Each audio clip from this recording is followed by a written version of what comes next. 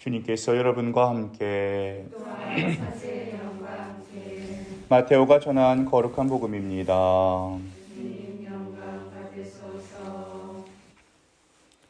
예수님께서는 헤로데 임금 때에 유다 베들레헴에서 태어나셨다. 그러자 동방에서 박사들이 예루살렘에 와서 유다인들의 임금으로 태어나신 분이 어디 계십니까? 우리는 동방에서 그분의 별을 보고 그분께 경배하러 왔습니다 하고 말하였다. 이 말을 듣고 헤로데 임금을 비롯하여 온 예루살렘이 깜짝 놀랐다. 헤로데는 백성의 수석사제들과 율법학자들을 모두 모아놓고 메시아가 태어날 곳이 어디인지 물어보았다. 그들이 헤로데에게 말하였다. 유다 베들레헴입니다. 사실 예언자가 이렇게 기록해 놓았습니다. 유다 땅 베들레헴아, 너는 유다의 주요 고을 가운데 결코 가장 작은 고을이 아니다. 너에게서 통치자가 나와 내 백성 이스라엘을 보살피리라. 그때 헤로데는 박사들을 몰래 불러 별이 나타난 시간을 정확히 알아내고서는 그들을 베들레헴으로 보내면서 말하였다. 가서 그 아기에 관하여 잘 알아보시오. 그리고 그 아기를 찾거든 나에게 알려주시오. 나도 가서 경배하겠소.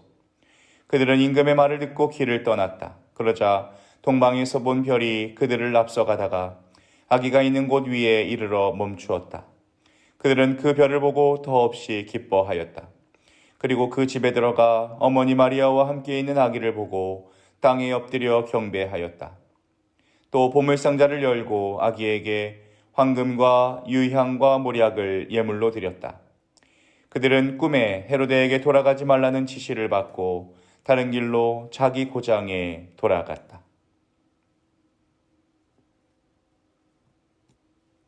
주님의 말씀입니다. 어렸을 때는 우리가 산타클로스를 다 궁금해했습니다. 누구이며 어디에 사는지 다들 궁금했습니다. 만화 영화를 보면 눈이 펄펄 내리는 북극 또는 남극이라고 생각을 했습니다. 하지만 언젠가 핀란드에 산타클로스 마을이 있다는 것을 알게 되었고 핀란드에 사는 할아버지로구나 라고 생각했습니다. 근데 요즘 아이들에게 산타클로스가 어디 사냐고 물어보면 중국이요 라고 대답한다고 합니다. 메이드 인 차이나를 받기 때문에 그렇습니다. 산타클로스가 어떤 분이신지는 저희 보기 드문 청년들 유튜브 채널에 아주 자세히 나와 있습니다. 구유경배를 처음 시작해서 널리 퍼뜨린 사람은 아시시의 성 프란치스코 성인으로 알려져 있습니다. 성인은 베들레헴을 방문하셔서 아기 예수님이 누워 계셨다는 말구유를 보고 하느님의 아들이 이렇게 보잘것없는 모습으로 세상에 오셨다는 사실에 깊은 감명을 받았다고 합니다. 그때 받은 감동을 생생히 재현하고 싶어서 교황 호노리오 3세의 허락을 받아 오늘날처럼 신자들 앞에 말구유를 만들어 공개했다고 합니다. 믿는 이들에게 성탄의 참된 의미를 깨닫게 하려는 것이었습니다. 가난과 궁핍을 기념하고 싶었던 것입니다. 그 이후 구유를 꾸미는 풍습은 프란치스코 회원들에 의해서 전 세계로 퍼집니다. 이렇게 본래 구유 모습은 초라한 모습이었습니다. 하지만 르네상스를 거치면서 오늘날처럼 화려하게 채색된 구유가 등장하기 시작했다고 합니다. 오늘 복음은 박사라는 사람들이 해 뜨는 동방에서 왔다고 말합니다. 그들이 무엇하는 사람들인지, 몇 명이며 어디에서 왔는지, 베들레헴에서 왔다가 어디로 갔는지, 후에 신앙을 갖게 되었는지 아닌지 우리가 궁금하게 생각하는 것들 어느 하나도 복음서는 시원하게 말해주지 않습니다. 오늘 복음의 박사들은 그저 잠시 무대에 나타났다가 배역을 마치고 사라지는 배우들과 같습니다. 교회의 전승 안에서 동방박사들의 이름은 멜키오르, 발타사르, 가스팔로 알려져 있습니다. 그들이 등장하는 성화를 보면 멜키오르는 노년이며 백인이고 발타살은 중년이며 흑인이며 가스팔은 청년이며 황인으로 묘사되어져 있습니다.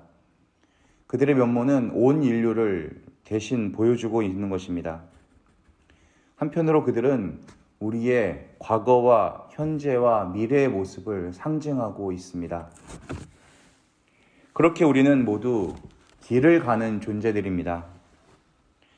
태어나고 철이 들면서 우리는 길을 가고 있습니다. 어디로 가든지 모두 가고 있습니다.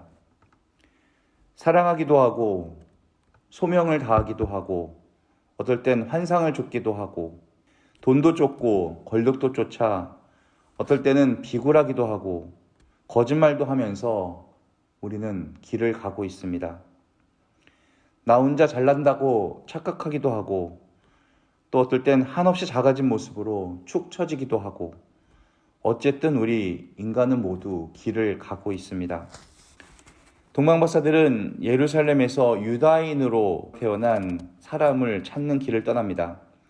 그들 편에서 생각해 볼 땐 왕이 될 분이시니까 왕족까지는 아닐지라도 최소한 네노라 하는 귀족 집안이 모여 사는 수도 예루살렘에서 태어났을 것이라고 생각했던 것입니다.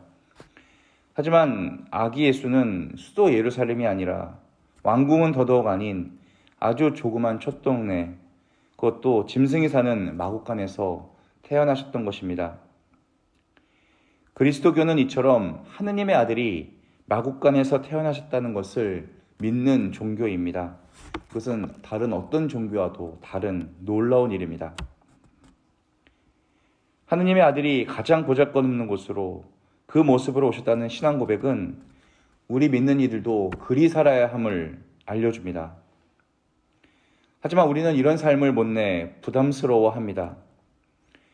우리는 마구간의 밑바닥으로 내려가는 대신에 아기 예수님의 마구간을 상대적으로 화려하게 끌어올리고 있는 것입니다. 냄새나는 마구간에 금칠을 하고 초라한 말구유에 보석을 장식하는 것입니다. 헤로데는 어떠했는가? 모든 것을 다 갖고 있었지만 바로 그 이유 때문에 더욱 불안한 삶을 살게 된 불쌍한 인물입니다. 헤로데는 로마를 위한 전쟁에서 큰 공을 세워서 기원전 47년에 왕으로 임명됩니다. 그는 예루살렘에 대성전도 짓고 세금 정책도 잘 세워서 백성을 위하는 왕이었습니다. 자기 개인의 사치품을 팔아서 백성의 식량도 사들이던 선한 왕이었습니다. 그런데 어느 날부터 자기 왕권을 빼앗길까 봐 두려워서 의심증이 생겨나기 시작했다고 합니다. 그 다음은 의처증이었습니다. 결국 말년애가 폭군으로 둔갑을 합니다. 부인 미리암도 죽이고 장모 안데산드리아도 죽이고 장남 안티파테르도 다 죽입니다. 장남의 두 아들 그리고 10명의 부인에게서 난 아들 중에서도 조금이라도 왕권을 탐낸다 싶으면 다 죽이고 말았습니다. 세속적인 욕심이 얼마나 큰 재앙을 가져오는지를 확인할 수 있습니다.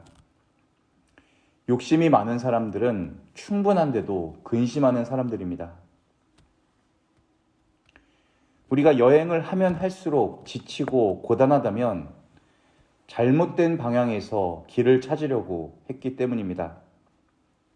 자기 자신을 잘못된 곳에서 찾으려고 했기 때문입니다.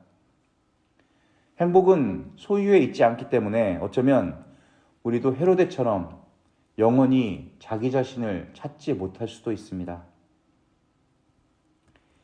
야고보서 1장 15절에는 욕심이 잉태하면 죄를 낳고 죄가 자라면 죽음을 가져옵니다. 4장 2절에는 욕심을 내다가 얻지 못하면 살인을 하고 남을 시기하다가 뜻을 이루지 못하면 싸우고 분쟁을 일으킵니다. 라고 말합니다. 결국 욕심의 끝은 좋지 못합니다. 욕심은 그나마 지금 처지의 행복마저도 다 거두어 갑니다. 지혜로운 사람은 버림으로써 풍성한 자유로움을 누리게 됩니다.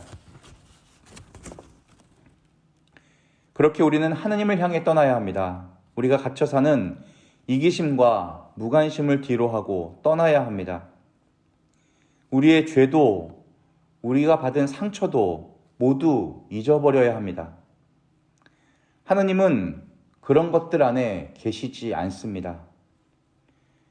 하느님은 우리 과거를 가지고 시비하지 않으십니다. 동방의 박사들은 예수님을 경배한 후 아기를 찾거든 나에게 알려주시오 한 왕의 부탁보다도 헤로데에게 돌아가지 말라는 하느님의 지시를 더 중요하게 받들고 자기 고장으로 돌아갑니다. 여기서 다른 길로 돌아갔다라는 사실이 중요합니다. 그들은 내 길이 아니라, 나보다 힘센 사람의 길이 아니라 하느님의 길을 선택한 것입니다. 내 계획, 내 뜻을 내려놓고 하느님을 차지한 것입니다. 그들은 믿음의 사람이었고 하느님의 사람이었습니다. 더 이상 과거에 매인 사람이 아니라 하느님의 인도를 받는 사람이 됩니다. 하느님은 그렇게 우리가 그분을 향해 떠나면 별이 되어 우리를 인도하십니다. 우리가 가난한 이들을 섬기고 보살필 때 하느님은 우리의 생명을 숨결로 함께 하십니다. 그렇게 우리의 생명의 원천이 되십니다. 그래서 우리는 그분을 아버지라고 부르는 것입니다. 우리에게 다가오는 인간적인 요구보다도 하느님의 것을 우선시하고 그분 뜻을 중요시하는 삶의 전환이 꼭 필요합니다. 일상 안에서 여러 방법으로 다가오는 세속적인 욕심을 버리고 사람에게 매이거나 세상 것에 묶여 하느님 나라를 놓치는 일이 없어야 합니다. 그래서 우리 모두가 마침내 주님께서 계신 곳, 그분의 영광이 우리 위에 나타나기를 바랍니다. 아멘.